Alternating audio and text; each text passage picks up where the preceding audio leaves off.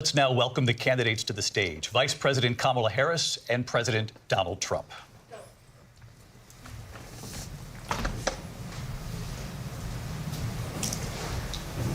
Kamala Harris. Let's have a good debate. Nice to see you. Have fun. Thank you. Welcome to you both. It's wonderful to have you. It's an honor to have you both here tonight. Good evening. We are looking forward to a spirited and thoughtful debate. So let's get started. I want to begin tonight with the issue that voters repeatedly say is their #1 issue, and that is the economy and the cost of living in this country. Vice President Harris, you and President Trump were elected 4 years ago, and your opponent on the stage here tonight often asks his supporters, are you better off than you were 4 years ago? When it comes to the economy, do you believe Americans are better off than they were 4 years ago? So I was raised as a middle-class kid, and I am actually the only person on this stage who has a plan that is about lifting up the middle class and working people of America. I believe in the ambition, the aspirations, the dreams of the American people. And that is why I imagine and have actually a plan to build what I call an opportunity economy. Because here's the thing. We know that we have a shortage of homes and housing, and the cost of housing is too expensive for far too many people. We know that young families need support to raise their children, and I intend on extending a tax cut for those families of $6,000, which is the largest child tax credit that we have given in a long time, so that those young families can afford to buy a crib, buy a car seat, buy clothes for their children. My passion, one of them, is small businesses. My mother raised my sister and me, but there was a woman who helped raise us. We call her our second mother. She was a small business owner. I love our small businesses. My plan is to give a $50,000 tax deduction to start up small businesses, knowing they are part of the backbone of America's economy. My opponent, on the other hand, his plan is to do what he has done before, which is to provide a tax cut for billionaires and big corporations, which will result in $5 trillion to America's deficit. My opponent has a plan that I call the Trump's sales tax, which would be a 20% tax on everyday goods that you rely on to get through the month. Economists have said that that Trump sales tax would actually result for middle-class families in about $4,000 more a year, because of his policies and his ideas about what should be the backs of middle-class people paying for tax cuts for billionaires. President Trump, I'll give you 2 minutes. First of all, I have no sales tax. That's an incorrect statement. She knows that. We're doing tariffs on other countries. Other countries are going to finally, after 75 years, pay us back for all that we've done for the world. And the tariff will be substantial in some cases. I took in billions and billions of dollars, as you know, from China. In fact, they never took the tariff off because there was so much money they can't. It would totally destroy everything that they've set out to do. They're taking in billions of dollars from China and other places. They've left the tariffs on. When I had tariffs, and yet I had no inflation. Look, we've had a terrible economy because inflation which is really known as a country buster. It breaks up countries. We have inflation like very few people have ever seen before, probably the worst in our nation's history. We were at 21%, but that's being generous because many things are 50, 60, 70, and 80% higher than they were just a few years ago. This has been a disaster for people, for the middle class, but for every class. On top of that, we have millions of people pouring into our country from prisons and jails, from mental institutions and insane asylums, and they're coming in and they're taking jobs that are occupied right now by African Americans and Hispanics, and also unions. Unions are going to be affected very soon. And you see what's happening. You see what's happening with towns throughout the United States. You look at Springfield, Ohio. You look at Aurora in Colorado. They are taking over the towns. They're taking over buildings. They're going in violently. These are the people that Xi and Biden led into our country, and they're destroying our country. They're dangerous. They're at the highest level of criminality, and we have to get them out. We have to get them out fast. I created one of the greatest economies in the history of our country. I'll do it again and even better. We are going to get to immigration and border security during this debate, but I would like to let Vice President Harris respond on the economy here. Well, I would love to. Let's talk about what Donald Trump left us. Donald Trump left us the worst unemployment since the Great Depression. Donald Trump left us the worst public health epidemic in a century. Donald Trump left us the worst attack on our democracy since the Civil War. And what we have done is clean up Donald Trump's mess. What we have done and what I intend to do is build on what we know are the aspirations and the hopes of the American people. But I'm going to tell you all in this debate tonight, you're going to hear from the same old tired playbook, a bunch of lies, grievances, and name-calling. What you're going to hear tonight is a detailed and dangerous plan called Project 2025 that the former president intends on implementing if he were elected again. I believe very strongly that the American people want a president who understands the importance of bringing us together, knowing we have so much more in common than what separates us. And I pledge to you to be a president for all Americans. President Trump will give you a minute here to respond. Number one, I have nothing to do, as you know, and as she knows better than anyone, I have nothing to do with Project 2025. That's out there. I haven't read it. I don't want to read it purposely. I'm not going to read it. This was a group of people that got together. They came up with some ideas, I guess some good, some bad, but it makes no difference. I have nothing to do. Everybody knows I'm an open book. Everybody knows what I'm going to do. Cut taxes very substantially and create a great economy like I did before. We had the greatest economy. We got hit with a pandemic. And the pandemic was not since 1917, where 100 million people died, has there been anything like it. We did a phenomenal job with the pandemic. We handed them over a country where the economy and where the stock market was higher than it was before the pandemic came in. Nobody's ever seen anything like it. We made ventilators for the entire world. We got gowns, we got masks, we did things that nobody thought possible. And people give me credit for rebuilding the military. They give me credit for a lot of things, but not enough credit for the great job we did with the pandemic. But the only jobs they got were bounce-back jobs. These were jobs bounced back, and it bounced back, and it went to their benefit. But I was the one that created them. They know it, and so does everybody else. Vice President Harris, I'll let you respond. So Donald Trump has no plan for you. And when you look at his economic plan, it's all about tax breaks for the richest people. I am offering what I describe as an opportunity economy, and the best economists in our country, if not the world, have reviewed our relative plans for the future of America.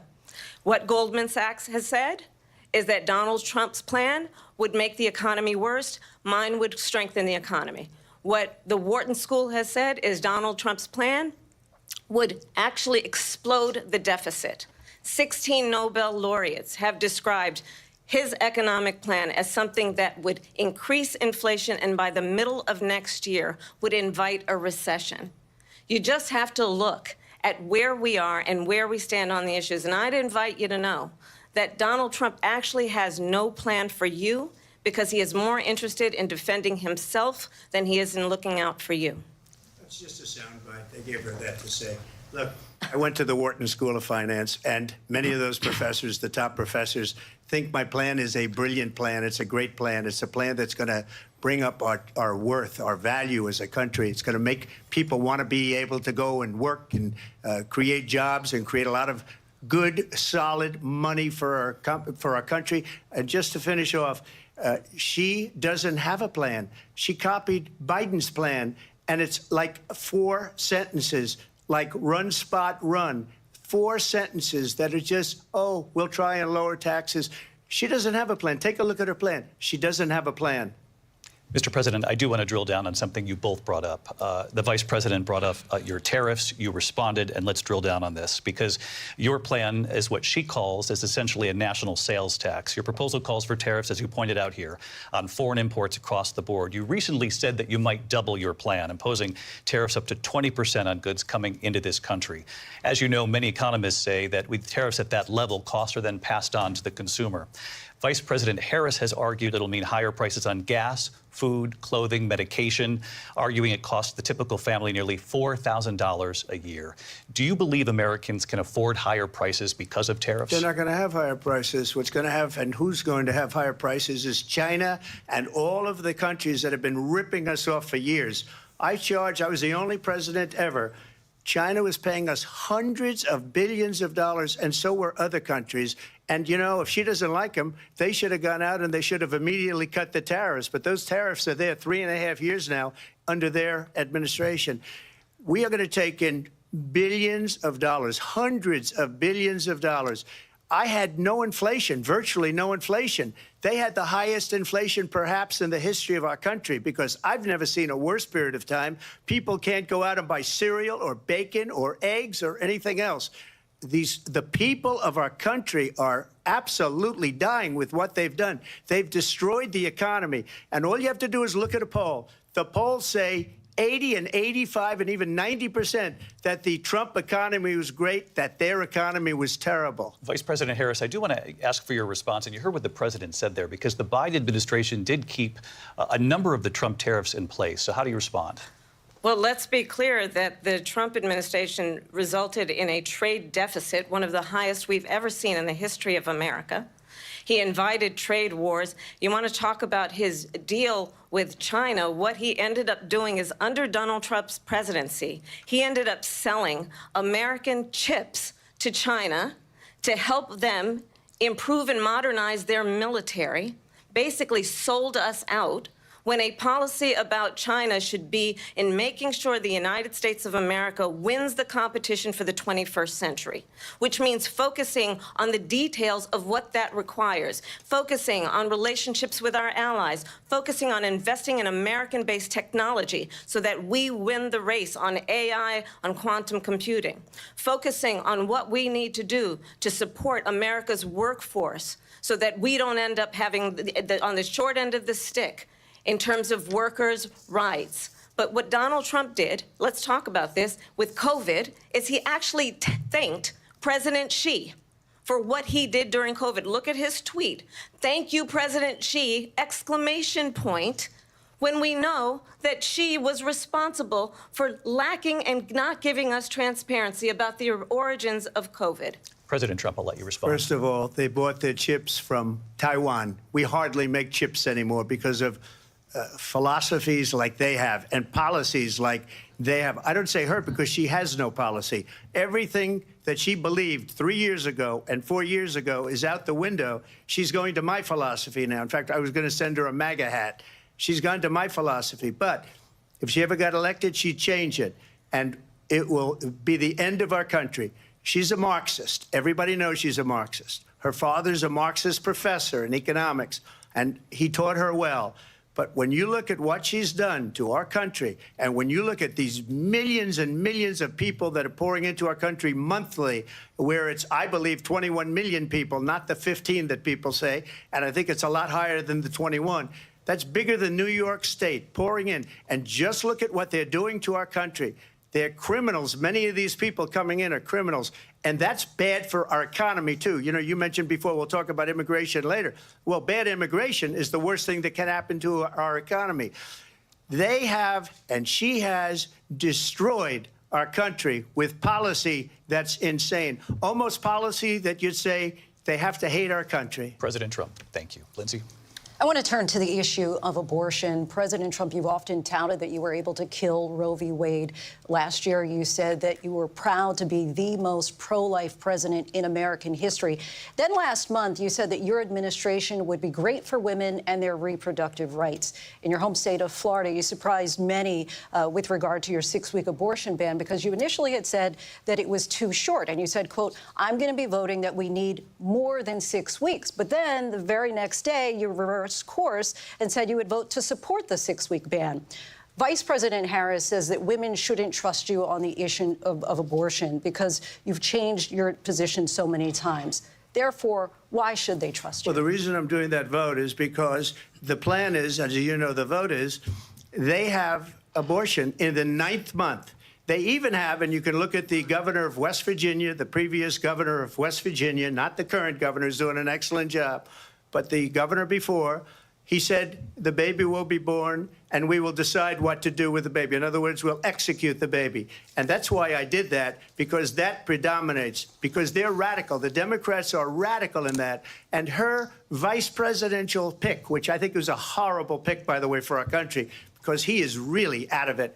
But her vice presidential pick says abortion in the 9th month is absolutely fine. He also says execution after birth, it's execution, no longer abortion, because the baby is born, is okay.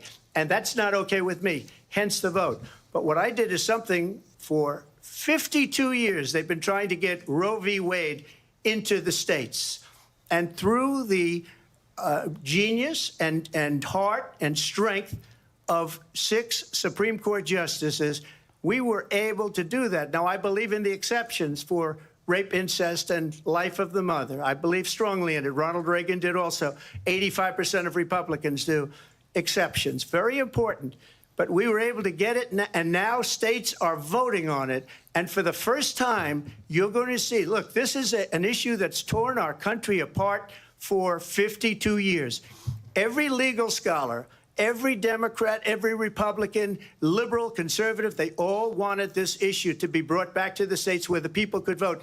And that's what happened. Now, Ohio, the vote was somewhat liberal. Kansas, the vote was somewhat liberal, much more liberal than people would have thought. But each individual state is voting. It's the vote of the people now. It's not tied up in the federal government. I did a great service in doing it. It took courage to do it. And the Supreme Court had great courage in doing it. And I give tremendous credit to those 6 justices. There is no state in this country where it is legal to kill a baby after it's born.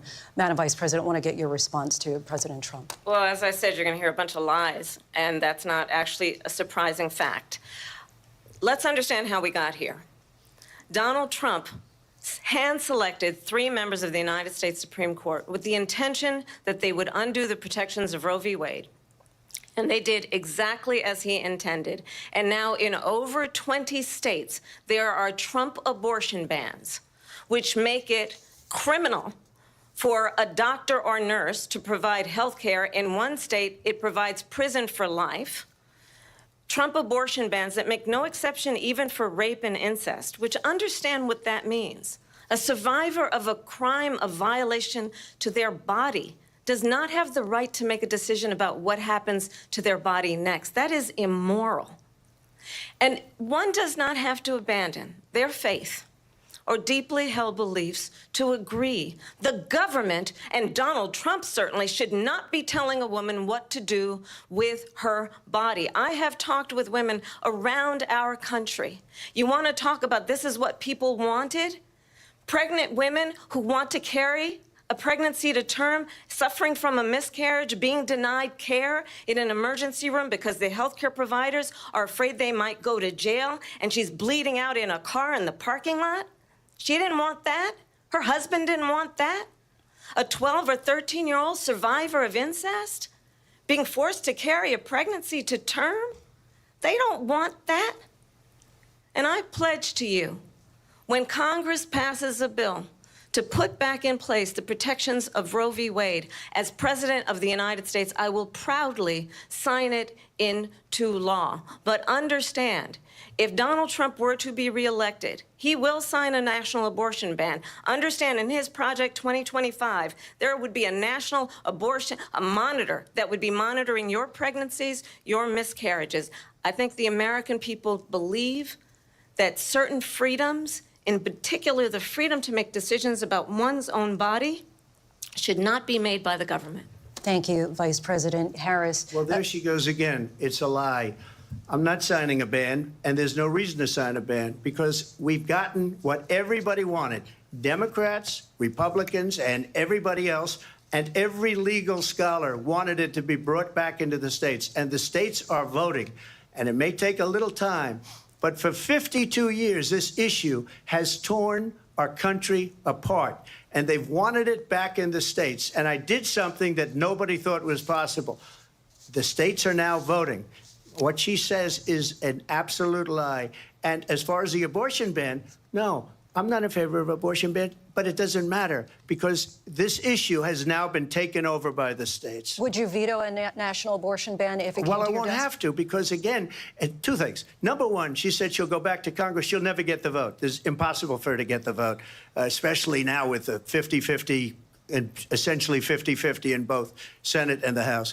She's not going to get the vote. She can't get the vote. She won't even come close to it. So it's just talk. You know what it reminds me of? When they said they're going to get student loans terminated, and it ended up being a total catastrophe. The student loans, and then I think probably her boss, if you call him a boss, he spends all his time on the beach. But look, her boss went out and said, we'll do it again. We'll do it a different way. And he went out, got rejected again by the Supreme Court. So all these students got taunted with this whole thing about this whole idea.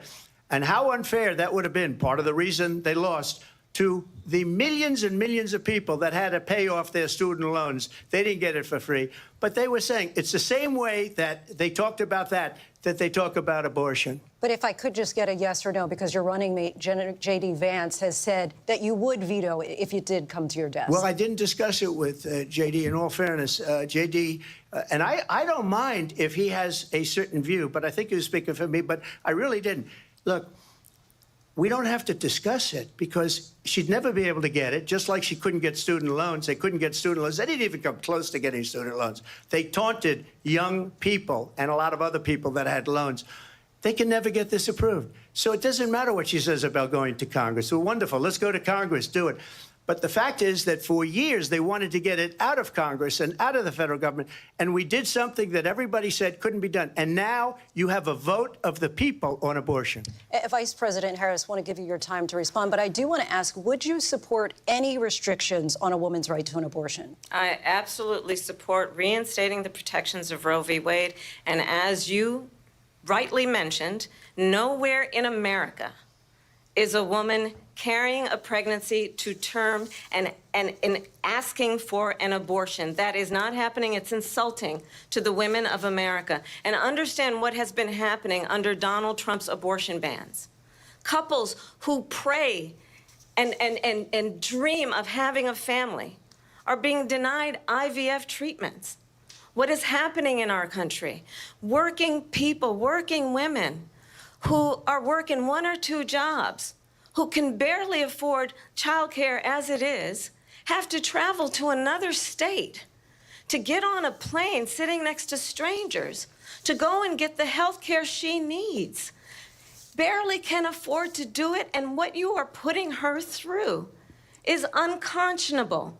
And the people of America have not, the majority of Americans believe in a woman's right to make decisions about her own body, and that is why in every state where this issue has been on the ballot, in red and blue states both, the people of America have voted for freedom. Vice President Harris, Excuse me, I have to respond. Another lie. It's another lie. I have been a leader on IVF, which is fertilization. The IVF, I have been a leader. In fact, when they got a very negative decision on IVF from the Alabama courts, I saw the people of Alabama and the legislature 2 days later voted it in. I've been a leader on it. They know that, and everybody else knows it. I have been a leader on fertilization, IVF. And the other thing, you should ask, will she allow abortion in the 8th month, 9th month, 7th month? Come on. Okay, would you do that? Why don't you ask her that question? Why don't you answer the problem. question? Would you because veto? Under Roe v. Wade, answer the question, would you veto? You could do abortions in the 7th month, the 8th month, the 9th month, not true. and probably after birth. Just look at the governor, former governor of Virginia. The governor of Virginia said, we put the baby aside, and then we determine what we want to do with the baby. President Trump, thank you. We're going to turn now to immigration and border security. We know it's an issue that's important to Republicans, Democrats, voters across the board in this country. Vice President Harris, you were tasked by President Biden with getting to the root causes of migration from Central America. We know that illegal border crossings reached a record high in the Biden administration. This past June, President Biden imposed tough new asylum restrictions. We know the numbers since then have dropped significantly. But my question to you tonight is, why did the administration wait until 6 months before the election to act? And would you have done anything differently from President Biden on this? So I'm the only person on this stage who has prosecuted transnational criminal organizations for the trafficking of guns, drugs, and human beings. And let me say that the United States Congress, including some of the most conservative members of the United States Senate, came up with a border security bill which I supported. And that bill would have put 1,500 more border agents on the border to help those folks who are working there right now overtime trying to do their job. It would have allowed us to stem the flow of fentanyl coming into the United States. I know there are so many families watching tonight who have been personally affected by the surge of fentanyl in our country. That bill would have put more resources to allow us to prosecute transnational criminal organizations for trafficking in guns, drugs, and human beings. But you know what happened to that bill? Donald Trump got on the phone, called up some folks in Congress, and said, kill the bill. And you know why? Because he'd prefer to run on a problem instead of fixing a problem. And understand, this comes at a time where the people of our country actually need a leader who engages in solutions, who actually addresses the problems at hand. But what we have in the former president is someone who would prefer to run on a problem instead of fixing a problem. And I'll tell you something, he's going to talk about immigration a lot tonight, even when it's not the subject that is being raised. And I'm going to actually do something really unusual, and I'm going to invite you to attend one of Donald Trump's rallies, because it's a really interesting thing to watch. You will see during the course of his rallies, he talks about fictional characters like Hannibal Lecter. He will talk about windmills cause cancer. And what you will also notice is that people start leaving his rallies early out of exhaustion and boredom. And I will tell you, the one thing you will not hear him talk about is you. You will not hear him talk about your needs, your dreams, and your desires. And I'll tell you, I believe you deserve a president who actually puts you first, and I pledge to you that I will. Vice President Harris, thank you. President Trump, on that point, I want to get your response. Well, I would like to respond. Let me just ask, though, why did you try to kill that bill, and successfully so, that would have put thousands of additional agents and officers on the border? First, let me respond as to the Please. rallies. She said people start leaving. People don't go to her rallies. There's no reason to go. And the people that do go, she's bussing them in and paying them to be there, and then showing them in a different light. So she can't talk about that. People don't leave my rallies. We have the biggest rallies, the most incredible rallies in the history of politics. That's because people want to take their country back. Our country is being lost. We're a failing nation. And it happened 3.5 years ago. And what's going on here, you're going to end up in World War III, just to go into another subject. What they have done to our country by allowing these millions and millions of people to come into our country, and look at what's happening to the towns all over the United States. And a lot of towns don't want to talk. It's not going to be Aurora or Springfield. A lot of towns don't want to talk about it because they're so embarrassed by it. In Springfield, they're eating the dogs, the people that came in. They're eating the cats. They're eating the pets of the people that live there. And this is what's happening in our country, and it's a shame. As far as rallies are concerned, as far as the reason they go is they like what I say. They want to bring our country back. They want to make America great again. It's a very simple phrase, make America great again. She's destroying this country, and if she becomes president, this country doesn't have a chance of success. Not only success, we'll end up being Venezuela on steroids. I just want to clarify here. You bring up Springfield, Ohio, and ABC News did reach out to the city manager there. He told us there have been no credible reports of specific claims of pets being harmed, injured, or abused by individuals within the immigrant community. Well, I've seen people on television. Let me just say here, this is the people on television say my dog was taken and used for food. So maybe he said that, and maybe that's a good thing to say for a city manager. I'm not taking this from television. But the people are on I'm taking it from television the city saying manager. their dog was eaten by the people that went there. Again, the Springfield city manager says there's no evidence of that. Vice President Harris, out. I'll let you respond to the rest of what you've heard. You talk about extreme. You know, this is, I think, one of the reasons why in this election, I actually have the endorsement of 200 Republicans who have formerly worked with President Bush, Mitt Romney, and John McCain, including the endorsement of former Vice President Dick Cheney and Congress member Liz Cheney. And if you want to really know the inside track on who the former president is, if he didn't make it clear already, just ask people who have worked with him. His former chief of staff, a 4-star general, has said he has contempt for the Constitution of the United States. His former national security advisor has said he is dangerous and unfit.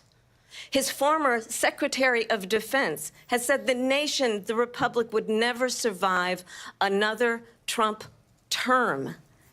And when we listen to this kind of rhetoric, when the issues that affect the American people are not being addressed, I think the choice is clear in this election. President Trump, I'll give you a quick minute to respond here. Thank you, because when I hear that, see, I'm a different kind of a person. I fired most of those people. Not so graciously. They did bad things or a bad job. I fired them. They never fired one person. They didn't fire anybody having to do with Afghanistan and the Taliban and the 13 people whose were just killed, viciously and violently killed. And I got to know the parents and the family. They didn't fire. They should have fired all those generals, all those top people, because that was one of the most incompetently handled situations anybody has ever seen. So when somebody does a bad job, I fire him. And you take a guy like Esper. He was no good. I fired him. So he writes a book. Another one writes a book. Because with me, they can write books. With nobody else can they. But they have done such a poor job, and they never fire anybody. Look at the economy. Look at the inflation. They didn't fire any of their economists. They have the same people. That's a good way not to have books written about you. But just to finish, I got more votes than any Republican in history by far. In fact, I got more votes than any president, sitting president, in history by far. Let me continue on immigration. It was what you wanted to talk about earlier, so let's get back to your deportation proposal that the vice president has reacted to as well. President Trump, you call this the largest domestic deportation operation in the history of our country. You say you would use the National Guard. You say if things get out of control, you'd have no problem using the U.S. military. Police, yes. You also said you would use local police. How would you deport 11 million undocumented immigrants? I know you believe that number is much higher. Take us through this. What does this look like? Will authorities be going door to door in this country? Yeah, it is much higher because of them. They allowed criminals, many, many millions of criminals. They allowed terrorists. They allowed common street criminals. They allowed people to come in, drug dealers, to come into our country. And they're now in the United States and told by their countries like Venezuela, don't ever come back or we're going to kill you. Do you know that crime in Venezuela and crime in countries all over the world is way down? You know why? Because they've taken their criminals off the street and they've given them to her to put into our country.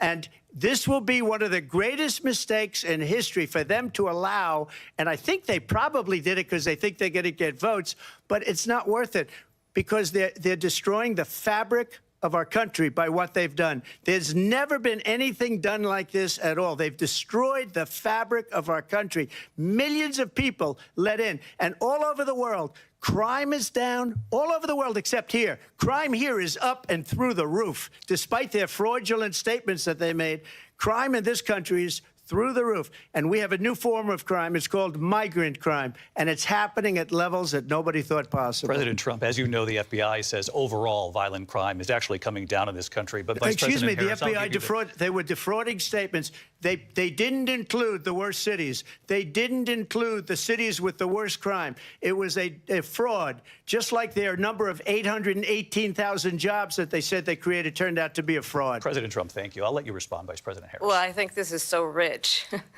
coming from someone who has been prosecuted for national security crimes, economic crimes, election interference, has been found liable for sexual assault, and his next big court appearance is in November at his own criminal sentencing.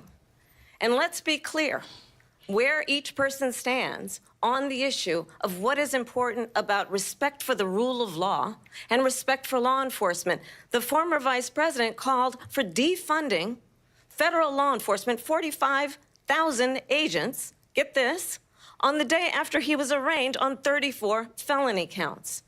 So let's talk about what is important in this race. It is important that we move forward, that we turn the page on this same old tired rhetoric and address the needs of the American people, address what we need to do about the housing shortage, which I have a plan for, address what we must do to support our small businesses, address bringing down the price of groceries. But frankly, the American people are exhausted with this same old tired playbook. Vice President Harris, thank you. Excuse me.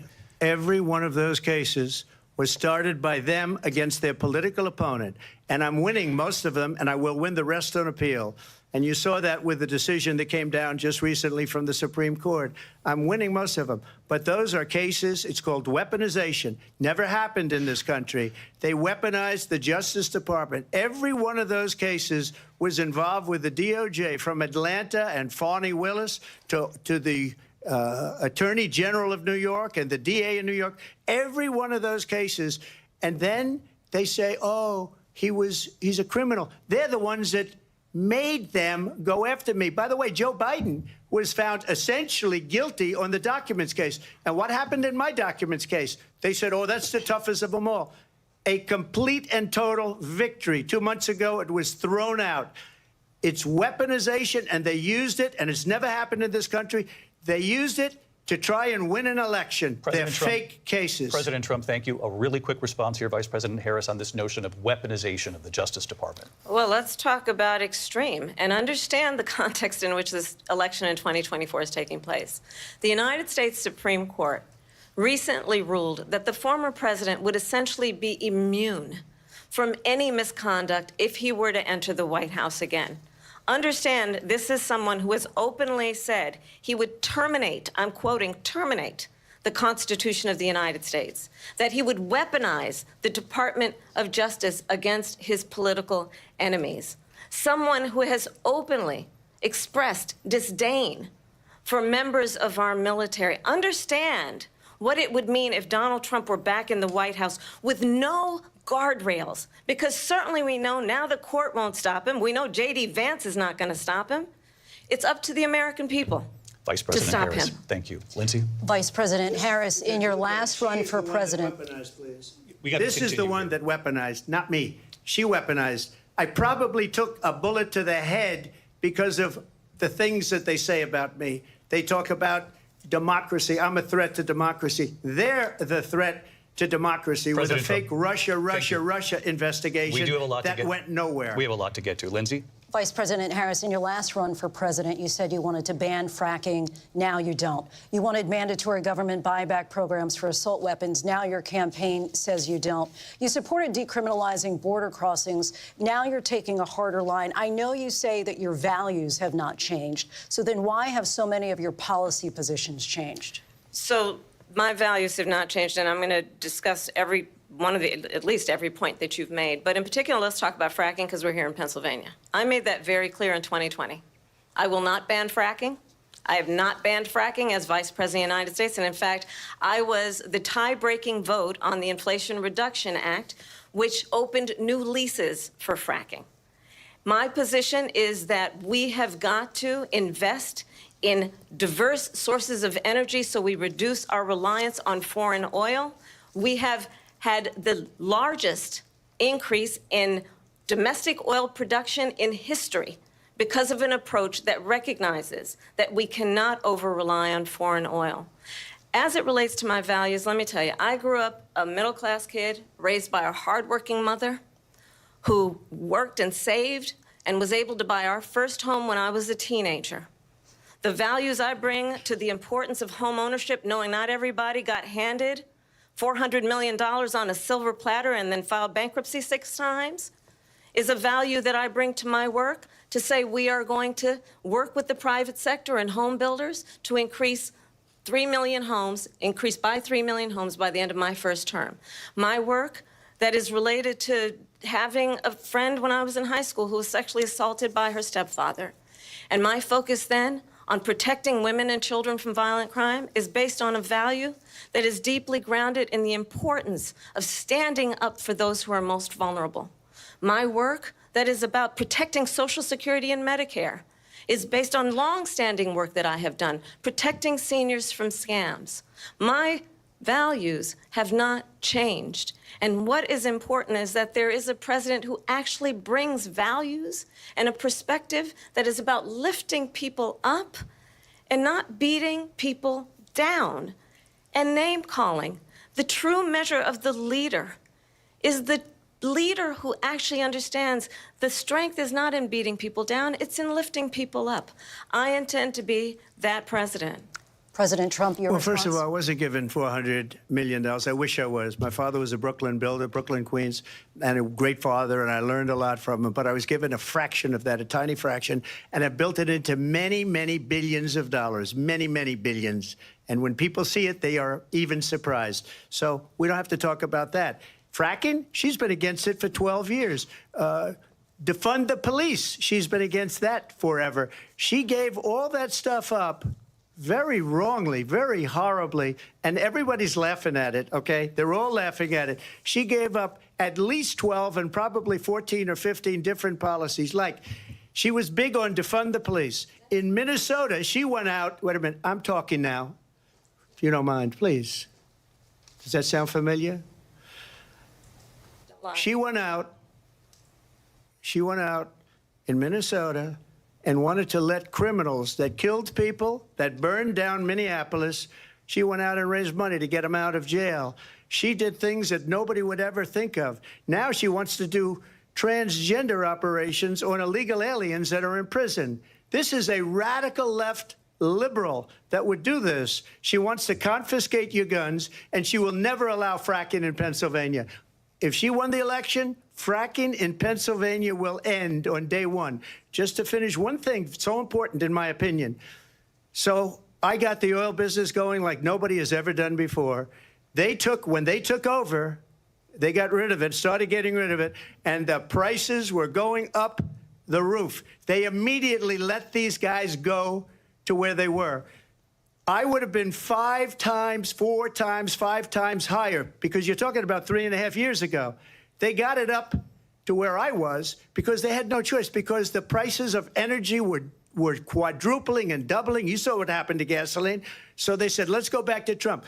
But if she won the election, the day after that election, they'll go back to destroying our country, and oil will be dead, fossil fuel will be dead. We'll go back to windmills, and we'll go back to solar, where they need a whole desert to get some energy to come out of it. You ever see a solar plant? By the way, I'm a big fan of solar, but they take 400, 500 acres of desert President soil. Trump, we have a These lot are of not good issues things that we for the have to get environment, to. as We're she out of time. understands. Thank you. Lindsay, thank you. We have an election in just 56 days. And I want to talk about the peaceful transfer of power, which, of course, we all know is a cornerstone of our democracy, and the role of a president in a moment of crisis. Mr. President, on January 6th, you told your supporters to march to the Capitol. You said you would be right there with them. The country and the world saw what played out at the Capitol that day, the officers coming under attack. Aides in the West Wing say you watched it unfold on television off the Oval Office. You did send out tweets, but it was more than 2 hours before you sent out that video message telling your supporters to go home. Is there anything you regret about what you did on that day? You just said a thing that isn't covered. Peacefully and patriotically, I said during my speech, not later on. Peacefully and patriotically. And nobody on the other side was killed. Ashley Babbitt was shot by an out-of-control police officer that should have never, ever shot her. It's a disgrace. But we didn't do this group of people that have been treated so badly. I ask, what about all the people that are pouring into our country and killing people that she allowed to pour in? She was the border czar, remember that. She was the border czar. She doesn't want to be called the border czar because she's embarrassed by the border. In fact, she said at the beginning, oh, I'm surprised you're not talking about the border yet. That's because she knows what a bad job they've done. What about those people? When are they going to be prosecuted? When are these people from countries all over the world, not just South America? They're coming in from all over the world, David, all over the world, and crime rates are down all over the world because of it. But let me just when ask are those, David, when are those people going to be prosecuted? When are the people that burned down Minneapolis going to be prosecuted? Or in Seattle, they went into Seattle, they took over a big percentage of the city of Seattle. When are those people going to be prosecuted? But let me just ask you. You might ask her that question. You were the president. You were watching it unfold on television. It's a very simple question as we move forward toward another election. Is there anything you regret about what you did on that day? Yes or no? I had nothing to do with that other than they asked me to make a speech. I showed up for a speech. I said, I think it's going to be big. I went to Nancy Pelosi and the mayor of Washington, D.C., and the mayor put it back in writing, as you know. I said, you know, this is going to be a very big rally or whatever you want to call it. And again, it wasn't done by me. It was done by others. I said, I'd like to give you 10,000 National Guard or soldiers. They rejected me. Nancy Pelosi rejected me. It was just 2 weeks ago. Her daughter has a tape of her saying she is fully responsible for what happened. They want to get rid of that tape. It would have never happened if Nancy Pelosi and the mayor of Washington did their jobs. I wasn't responsible for security. Nancy Pelosi was responsible. She didn't do her job. The question was about you as president, not about former Speaker Pelosi, but I do want Vice President Harris to respond here. I was at the Capitol on January 6th. I was the vice president-elect. I was also an acting senator. I was there. And on that day, the President of the United States incited a violent mob to attack our nation's capital, to desecrate our nation's capital. On that day, 140 law enforcement officers were injured, and some died. And understand, the former president has been indicted and impeached for exactly that reason. But this is not an isolated situation. Let's remember Charlottesville, where there was a mob of people carrying tiki torches, spewing anti-Semitic hate. And what did the president then at the time say? There were fine people on each side. Let's remember that when it came to the Proud Boys, a militia, the president said, the former president said, stand back and stand by. So for everyone watching who remembers what January 6th was, I say we don't have to go back. Let's not go back. We're not going back. It's time to turn the page. And if that was a bridge too far for you, well, there is a place in our campaign for you to stand for country, to stand for our democracy, to stand for rule of law, and to end the chaos, and to end the approach that is about attacking the foundations of our democracy because you don't like the outcome. And be clear on that point. Donald Trump, the candidate, has said in this election there will be a bloodbath if this and the outcome of this election is not to his liking. Let's turn the page on this. Let's not go back. Let's chart a course for the future and not go backwards to the past. Let me just follow up here. It was a different term, and it was a term that related to energy because they have destroyed our energy business. That was where bloodbath was. Also, on Charlottesville, that story has been, as you would say, debunked.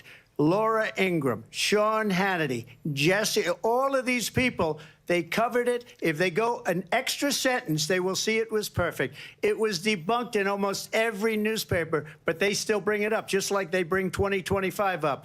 They bring all of this stuff up. I ask you this. You talk about the Capitol. Why are we allowing these millions of people to come through on the southern border? How come she's not doing anything? And I'll tell you what I would do, and I would be very proud to do it. I would say we would both leave this debate right now. I'd like to see her go down to Washington, D.C. during this debate because we're wasting a lot of time. Go down to, because she's been so bad, it's so ridiculous. Go down to Washington, D.C. and let her sign a bill to close up the border because they have the right to do it. They don't need bills. They have the right to do it. The President of the United States, you'll get him out of bed. You'll wake him up at 4 o'clock in the afternoon. You'll say, come on down to the office. Let's sign a bill. If he signs a bill that the border is closed, all he has to do is say it to the Border Patrol, who are phenomenal. If they do that, the border is closed. Mr. Those President, people are killing many people, unlike J6. We talked immigration here tonight. I do want to focus on this next issue to both of you because it really brings us this into focus, truth in these times that we're living in. Mr. President, for 3.5 years after you lost the 2020 election, you repeatedly falsely claimed that you won, many times saying you won in a landslide. In the past couple of weeks leading up to this debate, you have said, quote, you lost by a whisker, that you, quote, didn't quite make it, that you came up a little bit short. I said that? Are you now acknowledging that you lost in 2020? No, I don't acknowledge that at all. But I you said did that say sarcastically. You know that. It was said, oh, we lost by a whisker. That was said sarcastically. Look, there's so much proof. All you have to do is look at it. And they should have sent it back to the legislatures for approval. I got almost 75 million votes, the most votes any sitting president has ever gotten. I was told if I got 63, which was what I got in 2016, you can't be beaten. The election, people should never be thinking about an election as fraudulent. We need two things. We need walls we need, and we have to have it, we have to have borders and we have to have good elections. Our elections are bad. And a lot of these illegal immigrants coming in, they're trying to get them to vote. They can't even speak English. They don't even know what country they're in practically. And these people are trying to get them to vote. And that's why they're allowing them to come into our country. I did watch all of these pieces of video. I didn't detect the sarcasm, lost by a whisker. We didn't quite make it. And we should just point out here as clarification, and you know this, you and your allies, 60 cases in front of many judges, many of them Republican. No judge looked at it. And said they there was said no we didn't have standing. That's the other thing.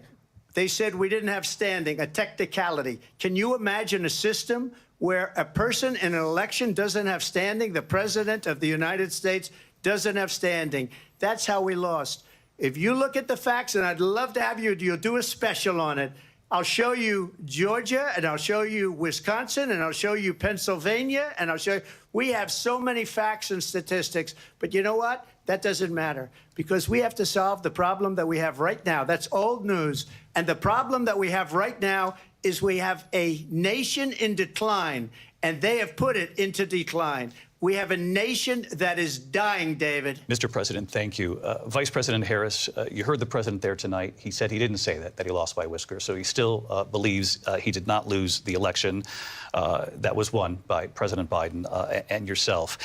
But I do want to ask you about something that's come up in the last couple of days. This was a post from President Trump about this upcoming election just weeks away. He said, when I win, those people who cheated, and then he lists donors, voters, election officials, he says will be prosecuted to the fullest extent of the law, which will include long-term prison sentences. One of your campaign's top lawyers responded saying, we won't let Donald Trump intimidate us. We won't let him suppress the vote. Is that what you believe he's trying to do here? Donald Trump was fired by 81 million people. So let's be clear about that. And clearly he is having a very difficult time processing that.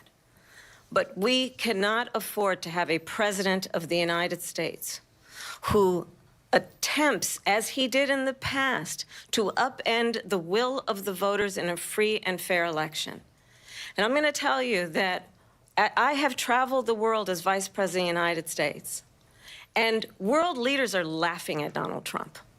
I have talked with military leaders, some of whom worked with you, and they say you're a disgrace.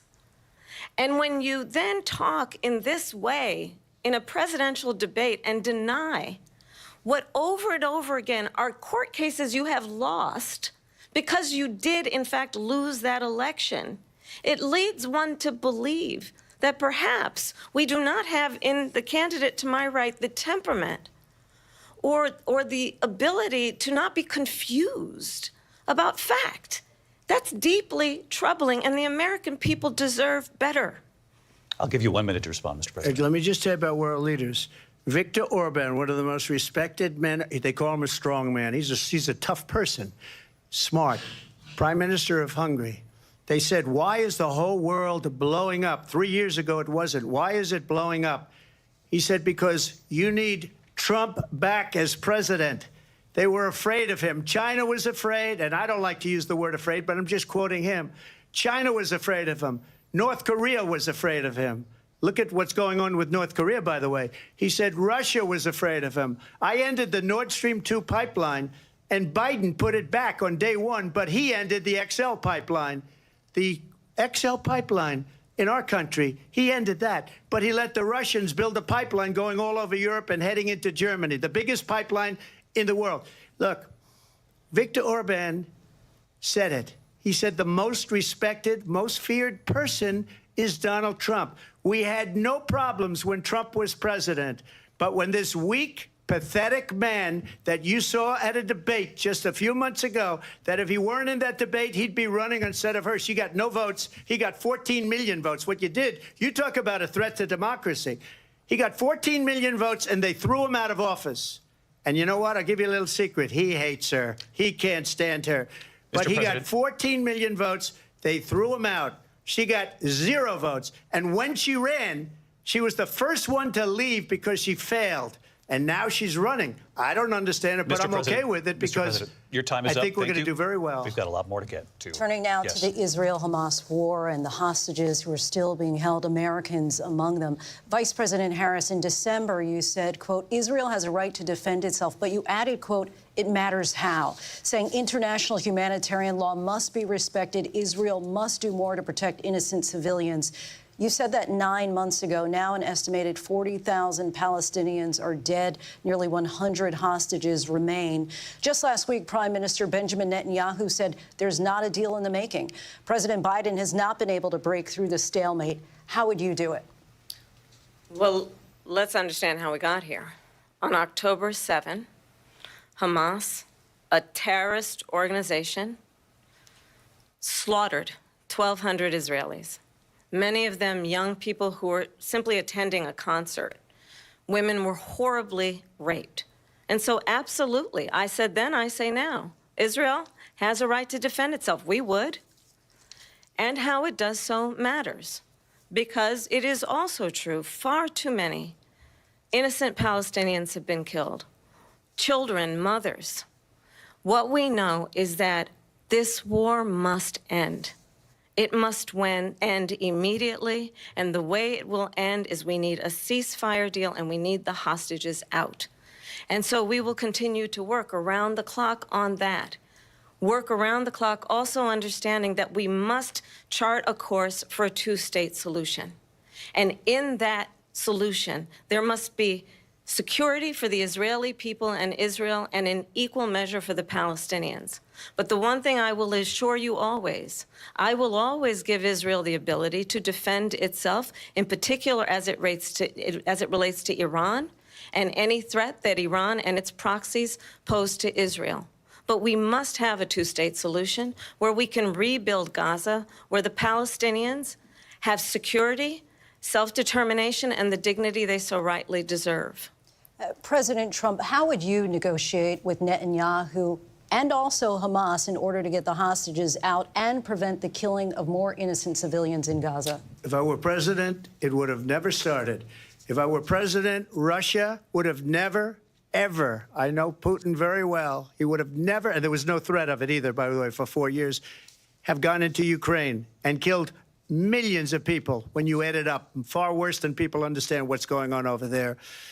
But when she mentions about Israel, all of a sudden, she hates Israel. She wouldn't even meet with Netanyahu when he went to Congress to make a very important speech. She refused to be there because she was at a sorority party of hers. She wanted to go to the sorority party. She hates Israel. If she's president, I believe that Israel will not exist within 2 years from now. And I've been pretty good at predictions, and I hope I'm wrong about that one. She hates Israel. At the same time, in her own way, she hates the Arab population because the whole place is going to get blown up. Arabs, Jewish people, Israel. Israel will be gone. It would have never happened. Iran was broke under Donald Trump. Now Iran has $300 billion because they took off all the sanctions that I had. Iran had no money for Hamas or Hezbollah or any of the 28 different spheres of terror, and they are spheres of terror, horrible terror. They had no money. It was a big story, and you know it. You covered it very well, actually. They had no money for terror. They were broke. Now they're a rich nation, and now what they're doing is they're spreading that money around. Look at what's happening with the Houthis and Yemen. Look at what's going on in the Middle East. This would have never happened. I will get that settled and fast, and I'll get the war with Ukraine and Russia ended. If I'm president-elect, I'll get it done before even becoming president. Vice President Harris, he says you hate Israel. That's absolutely not true. I have my entire career and life supported Israel and the Israeli people. He knows that. He's trying to, again, divide and distract from the reality, which is it is very well known that Donald Trump is weak and wrong on national security and foreign policy. It is well known that he admires dictators, wants to be a dictator on day one, according to himself. It is well known that he said of Putin that he can do whatever the hell he wants and go into Ukraine. It is well known that he said when Russia went into Ukraine, it was brilliant. It is well known he exchanged love letters with Kim Jong-un. And it is absolutely well known that these dictators and autocrats are rooting for you to be president again because they're so clear they can manipulate you with flattery and favors. And that is why so many military leaders who you have worked with have told me you are a disgrace.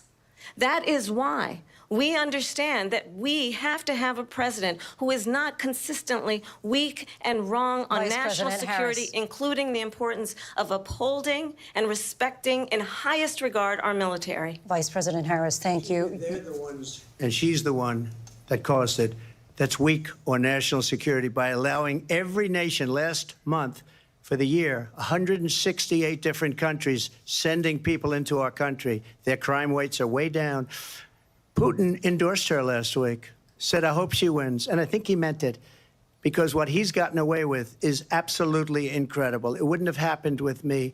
The leaders of other countries think that they're weak and incompetent, and they are. They're grossly incompetent. And I just ask one question. Why does Biden go in and kill the Keystone Pipeline and approve the single biggest deal that Russia's ever made, Nord Stream 2, the biggest pipeline anywhere in the world going to Germany and all over Europe? Because they're weak and they're ineffective. And Biden, by the way, President gets paid Trump, a lot of money. Thank you. We have a lot of issues to get to. We'll be right back with much more of this historic ABC News presidential debate from the National Constitution Center right here in Philadelphia. Back in a moment.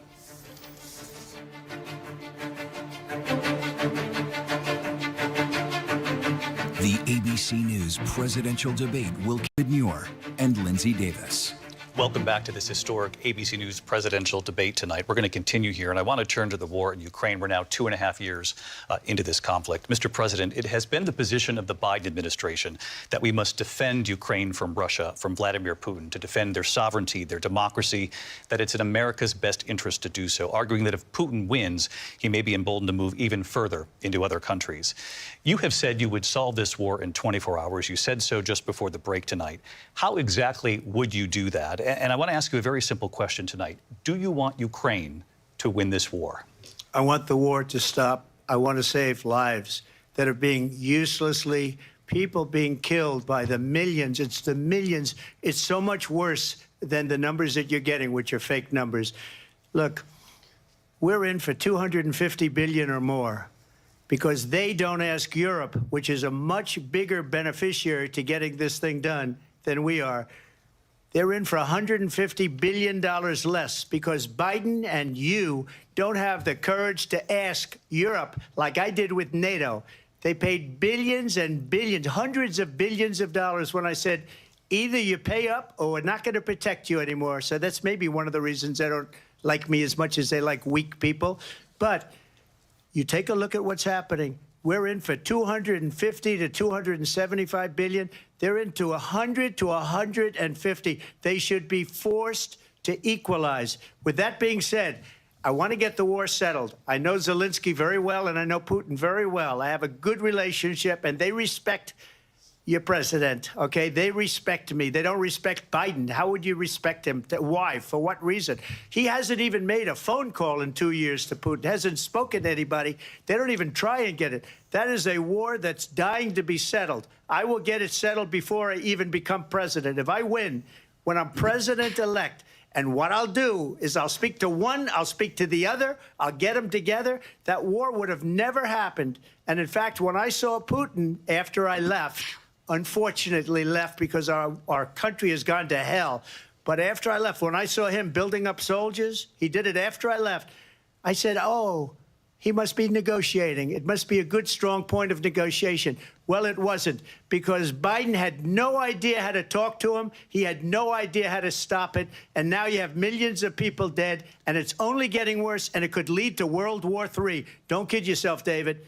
We're playing with World War III, and we have a president that we don't even know if he's... Where is our president? We don't even know if he's a president. And just to clarify they here... They threw him out of a campaign like a dog. We don't even know. Is he our president? But we have a president, Mr. President, that doesn't know he's alive. Your time is up.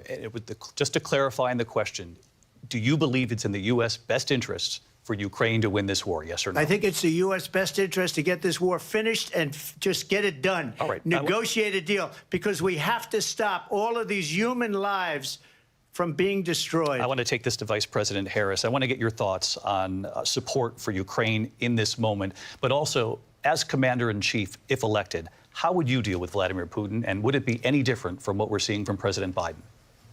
Well, first of all, it's important to remind the former president you're not running against Joe Biden, you're running against me. I believe the reason that Donald Trump says that this war would be over within 24 hours is because he would just give it up. And that's not who we are as Americans. Let's understand what happened here. I actually met with Zelensky a few days before Russia invaded, tried through force to change territorial boundaries, to defy one of the most important international rules and norms, which is the importance of sovereignty and territorial integrity. And I met with President Zelensky. I shared with him American intelligence about how he could defend himself. Days later, I went to NATO's eastern flank, to Poland and Romania.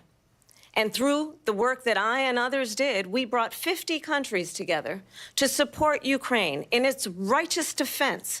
And because of our support, because of the air defense, the ammunition, the artillery, the javelins, the Abrams tanks that we have provided, Ukraine stands as an independent and free country. If Donald Trump were president, Putin would be sitting in Kyiv right now. And understand what that would mean, because Putin's agenda is not just about Ukraine. Understand why the European allies and our NATO allies are so thankful that you are no longer president, and that we understand the importance of the greatest military alliance the world has ever known, which is NATO, and what we have done to preserve the ability of Zelensky and the Ukrainians to fight for their independence. Otherwise, Putin would be sitting in Kyiv with his eyes on the rest of Europe, starting with Poland. And why don't you tell the 800,000 Polish Americans right here in Pennsylvania how quickly you would give up for the sake of favor and what you think is a friendship with what is known to be a dictator who would eat you for lunch.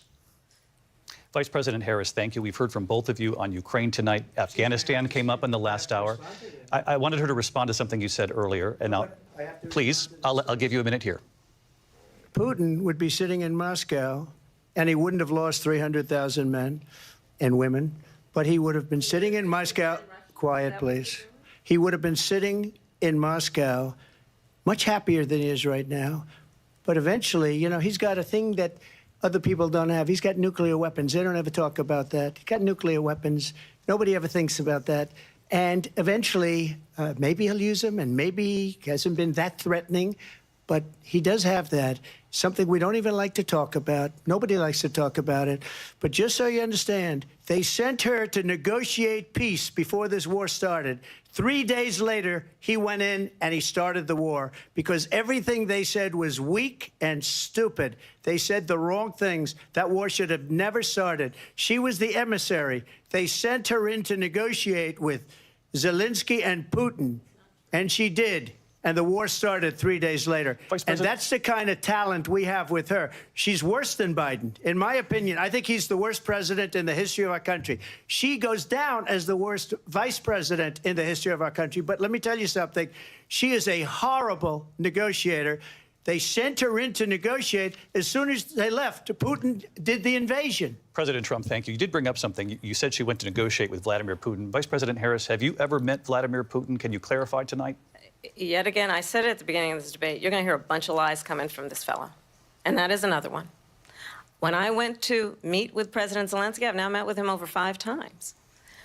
The reality is it has been about standing as America always should, as a leader upholding international rules and norms, as a leader who shows strength, understanding that the alliances we have around the world are dependent on our ability to look out for our friends and not favor our enemies because you adore strongmen instead of caring about democracy.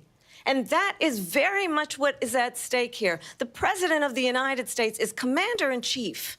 And the American people have a right to rely on a president who understands the significance of America's role and responsibility in terms of ensuring that there is stability and ensuring we stand up for our principles and not sell them for the benefit of personal flattery. We've talked about Ukraine and Vladimir Putin. I do want to talk about Afghanistan. It came up in the first hour of this debate. I want to move on to Afghanistan. Stoltenberg said Trump did the most amazing thing I've ever seen. He got these countries, the 28 countries at the time, to pay up. He said, I've never seen. He's the head of NATO. He said, I've never seen. For years, we were paying almost all of NATO. We were being ripped off by European nations, both on trade and on NATO. I got them to pay up by saying one of the statements you made before, if you don't pay, we're not going to protect you. President Otherwise, Trump. we would have never gotten it. He said it was one of the most incredible jobs that he's ever seen done. Thank you. I want to turn to Afghanistan. It came up in the first hour of the debate, and we witnessed a poignant moment today on Capitol Hill, honoring the soldiers who died in the chaotic withdrawal from Afghanistan. I do want to ask the Vice President, do you believe you bear any responsibility in the way that withdrawal played out? Well, I will tell you, I agreed with President Biden's decision to pull out of Afghanistan. 4 presidents said they would, and Joe Biden did. And as a result, America's taxpayers are not paying the $300 million a day we were paying for that endless war. And as of today, there is not one member of the United States military who is in active duty in a combat zone in any war zone around the world, the first time this century. But let's understand how we got to where we are. Donald Trump, when he was president, negotiated one of the weakest deals you can imagine. He calls himself a deal maker. Even his national security advisor said it was a weak, terrible deal. And here's how it went down. He bypassed the Afghan government. He negotiated directly with a terrorist organization called the Taliban. The negotiation involved the Taliban getting 5,000 Taliban terrorists released. And get this, and the president at the time invited the Taliban to Camp David, a place of storied significance for us as Americans, a place where we honor the importance of American diplomacy, where we invite and receive respected world leaders. And this former president, as president, invited them to Camp David because he does not, again, appreciate the role and responsibility of the President of the United States to be commander-in-chief with a level of respect. And this gets back to the point of how he has consistently disparaged and demeaned members of our military, fallen soldiers, and the work that we must do to uphold the strength and the respect of the United States of America around the world. Vice President Harris, thank you. President Trump, your response to her saying that you began the negotiations with the Taliban. So if you take a look at that period of time, the Taliban was killing our soldiers, a lot of them, with snipers. And I got involved with the Taliban because the Taliban was doing the killing. That's the fighting force within Afghanistan. They don't bother doing that because, you know, they deal with the wrong people all the time. But I got involved. And Abdul is the head of the Taliban. He is still the head of the Taliban. And I told Abdul, don't do it anymore. You do it anymore, you're going to have problems. And he said, why do you send me a picture of my house? I said, you're going to have to figure that out, Abdul. And for 18 months, we had nobody killed. We did have an agreement negotiated by Mike Pompeo. It was a very good agreement. The reason it was good, it was we were getting out. We would have been out faster than them, but we wouldn't have lost the soldiers. We wouldn't have left many Americans behind, and we wouldn't have left $85 billion worth of brand new, beautiful military equipment behind. And just to finish, they blew it. The agreement said you have to do this, this, this, this, this, and they didn't do it. They didn't do it. The agreement was terminated by us because they didn't do what they were supposed to do. I want to move on. And these people did the worst withdrawal, and in my opinion, the most embarrassing moment in the history of our country. And by the way, that's why Russia attacked Ukraine, because they saw how incompetent she and her boss are. President Trump, thank you. I want to move on now to race and politics in this country. Mr. President, you recently said of Vice President Harris, quote, "I didn't know she was black until a number of years ago when she happened to turn black, and now she wants to be known as black." I want to ask a bigger picture question here tonight. Why do you believe it's appropriate to weigh in on the racial identity of your opponent? I don't, and I don't.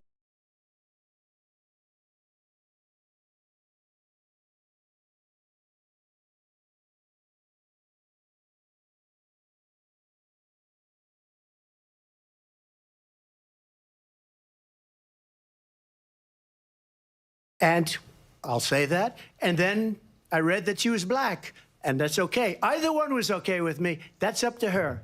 That's up to her.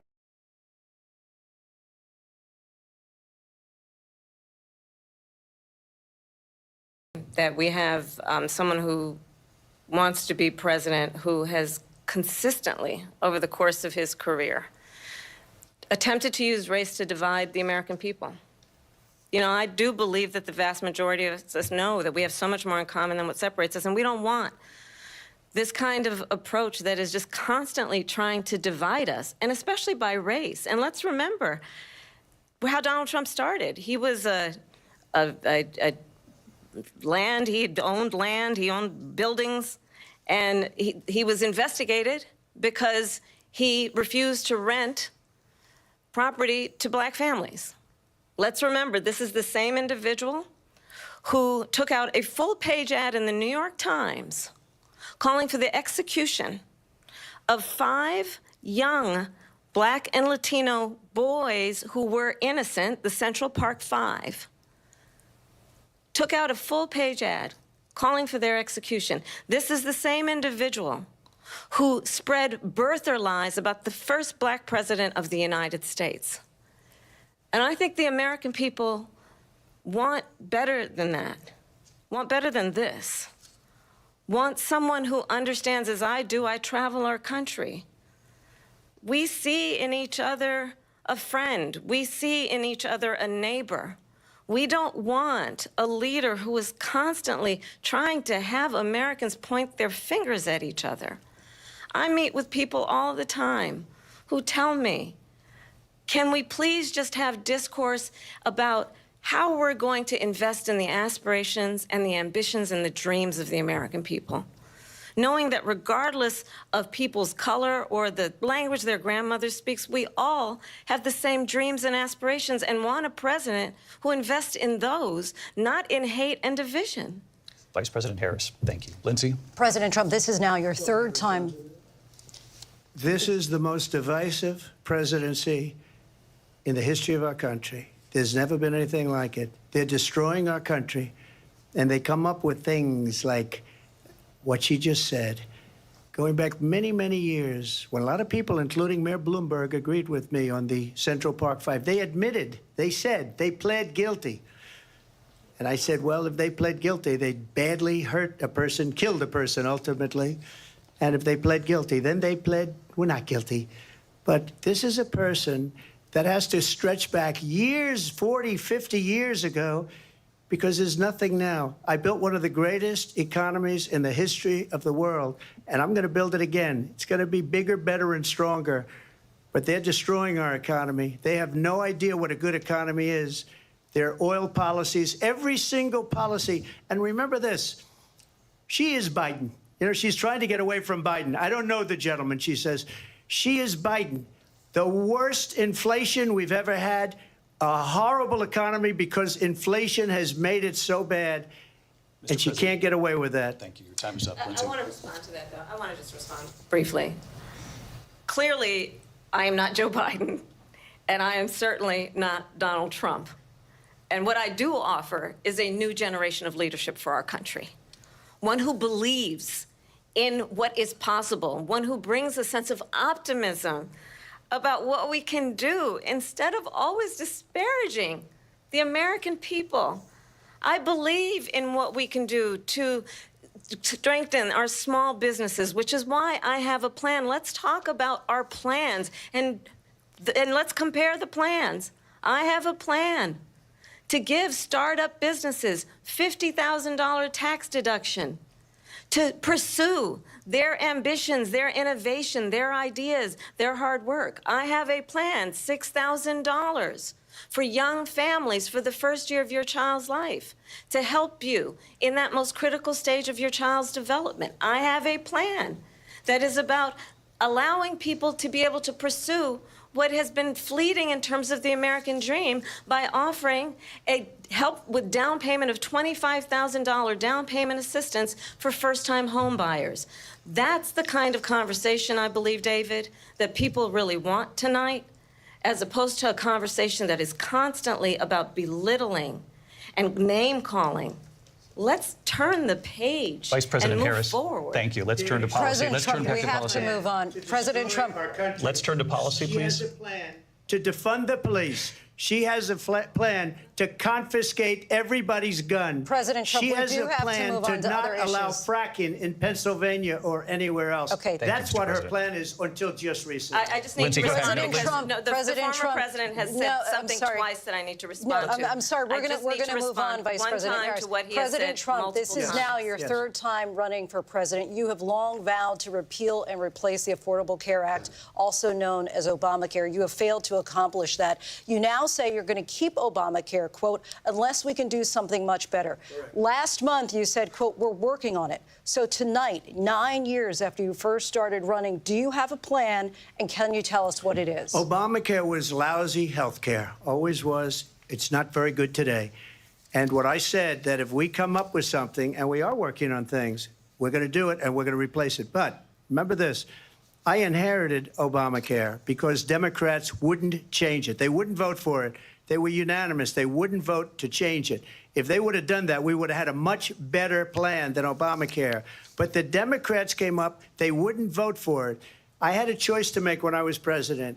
Do I save it and make it as good as it can be, never going to be great, or do I let it rot? And I felt I had an obligation, even though politically it would have been good to just let it rot and let it go away. I decided, and I told my people, the top people, and they're very good people. I have a lot of good people in that administration. We read about the bad ones. We had some real bad ones, too, and so do they. They have really bad ones. The difference is they don't get rid of them. But let me just explain. I had a choice to make. Do I save it and make it as good as it can be, or do I let it rot? And I saved it. I did the right thing. But it's still never going to be great, and it's too expensive for people. And what we will do is we're looking at different plans. If we can come up with a plan that's going to cost our people, our population, less money and be better health care than Obamacare, then I would absolutely do it. But until then, I'd run it as good as it can be run. So just a yes or no, you still do not have a plan? I have concepts of a plan. I'm not president right now. But if we come up with something, I would only change it if we come up with something that's better and less expensive. And there are concepts and options we have to do that. And you'll be hearing about it in the not-too-distant future. Vice President Harris, in 2017, you supported Bernie Sanders' proposal to do away with private insurance and create a government-run health care system. 2 years later, you proposed a plan that included a private insurance option. What is your plan today? Well, first of all, I absolutely support, and over the last 4 years as vice president, private health care options. But what we need to do is maintain and grow the Affordable Care Act. But I'll get to that, Lindsay. I just need to respond to a previous point that the former president has made. I've made very clear my position on fracking. And then this business about taking everyone's guns away. Tim Walz and I are both gun owners. We're not taking anybody's guns away. So stop with the continuous lying about this stuff. As it relates to the Affordable Care Act, understand, just look at the history to know where people stand. When Donald Trump was president, 60 times he tried to get rid of the Affordable Care Act. 60 times. I was a senator at the time when I will never forget the early morning hours when it was up for a vote in the United States Senate. And the late, great John McCain, who you have disparaged as being, you don't like him, you said, at the time because he got caught. He was an American hero. The late, great John McCain, I will never forget that night, walked onto the Senate floor and said, no, you don't. No, you don't. No, you don't get rid of the Affordable Care Act. You have no plan. And what the Affordable Care Act has done is eliminate the ability of insurance companies to deny people with pre-existing conditions. I don't have to tell the people watching tonight, you remember what that was like? Remember when an insurance company could deny if a child had asthma, if someone was a breast cancer survivor, if a grandparent had diabetes? And thankfully, as I've been vice president, and we over the last 4 years have strengthened the Affordable Care Act, we have allowed for the first time Medicare to negotiate drug prices on behalf of you, the American people. Donald Trump said he was going to allow Medicare to negotiate drug prices. He never did. We did. And now we have capped the cost of insulin at $35 a month. Since I've been vice president, we have capped the cost of prescription medication for seniors at $2,000 a year. And when I am president, we will do that for all people, understanding that the value I bring to this is that access to health care should be a right and not just a privilege of those who can afford it. And the plan has to be to strengthen the Affordable Care Act, not get rid of it, Vice pass as President prologue Harris, thank in terms you. of where Donald Trump stands on that. I want to move to an issue that's important for a lot She made of... a mistake. Number one, John McCain fought Obamacare for 10 years. But it wasn't only him. It were all of the Democrats that kept it going. And you know what? We can do much better than Obamacare, much less money. But she won't improve private insurance for people, private medical insurance. That's another thing she doesn't want to get. People are paying privately for insurance that have worked hard and made money, and they want to have private. She wants everybody to be on government insurance where you wait 6 months for an operation that you need immediately. President Trump, thank you. We have another issue that we'd like to get to that's important for a number of Americans, in particular younger voters, and that's climate change. President Trump, with regard to the environment, you say that we have to have clean air and clean water. Vice President Harris, you call climate change an existential threat. The question to you both tonight is, what would you do to fight climate change? And Vice President Harris, we'll start with you. 1 minute for you each. Well, the former president had said that climate change is a hoax. And what we know is that it is very real. You ask anyone who lives in a state who has experienced these extreme weather occurrences, who now is either being denied home insurance or it's being jacked up. You ask anybody who has been the victim of what that means in terms of losing their home, having nowhere to go. We know that we can actually deal with this issue. The young people of America care deeply about this issue. And I am proud that as vice president over the last 4 years, we have invested $1 trillion in a clean energy economy, while we have also increased domestic gas production to historic levels. We have created over 800,000 new manufacturing jobs while I have been vice president. We have invested in clean energy to the point that we are opening up factories around the world. Donald Trump said he was going to create manufacturing jobs. He lost manufacturing jobs.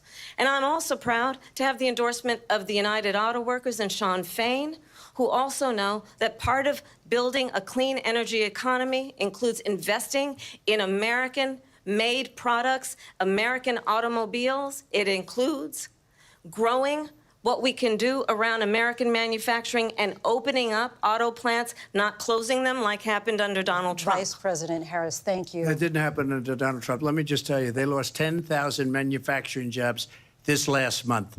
It's going, they're all leaving. They're building big auto plants in Mexico, in many cases owned by China. They're building these massive plants, and they think they're going to sell their cars into the United States because of these people. What they have given to China is unbelievable. But we're not going to let that. We'll put tariffs on those cars so they can't come into our country, because they will kill the United Auto Workers and any auto worker, whether it's in Detroit or South Carolina or any other place. What they've done to business and manufacturing in this country is horrible. We have nothing because they refuse. You know, Biden doesn't go after people because supposedly China paid him millions of dollars. He's afraid to do it. Between him and his son, they get all this money from Ukraine. They get all this money from all of these different countries. And then you wonder, why is he so loyal to this one, that one, Ukraine, China? Why is he? Why did he get $3.5 million from the mayor of Moscow's wife? Why did she pay him $3.5 million? This is a crooked administration, and they're selling our country down the tubes. President Trump, thank you. Thank you. We'll be right back with closing statements from both of our candidates. An historic night, this ABC News presidential debate from Philadelphia. Back in a moment.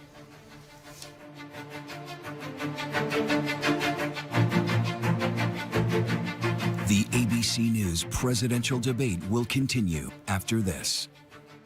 David Muir and Lindsay Davis. Welcome back tonight. The time has come for closing statements, and Vice President Harris, we begin with you. So I think you've heard tonight two very different visions for our country.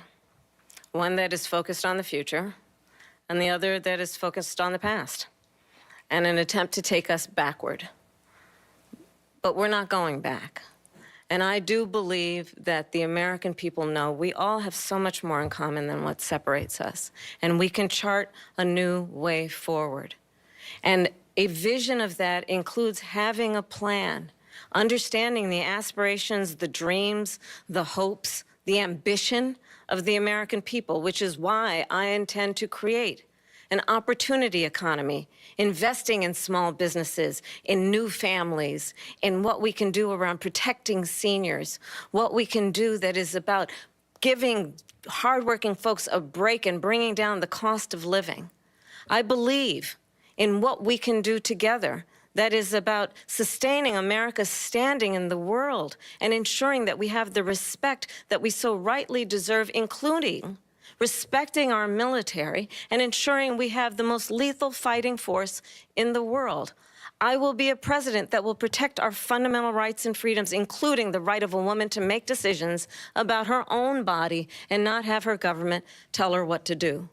I'll tell you, I started my career as a prosecutor. I was a DA, I was an attorney general, a United States senator, and now vice president. I've only had one client, the people. And I'll tell you, as a prosecutor, I never asked a victim or a witness, are you a Republican or a Democrat? The only thing I ever asked them, are you okay? And that's the kind of president we need right now. Someone who cares about you and is not putting themselves first.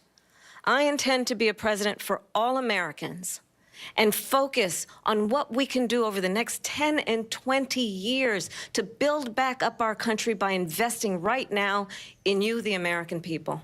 Vice President Harris, thank you. President Trump? So she just started by saying she's going to do this, she's going to do that, she's going to do all these wonderful things. Why hasn't she done it? She's been there for 3.5 years. They've had 3.5 years to fix the border.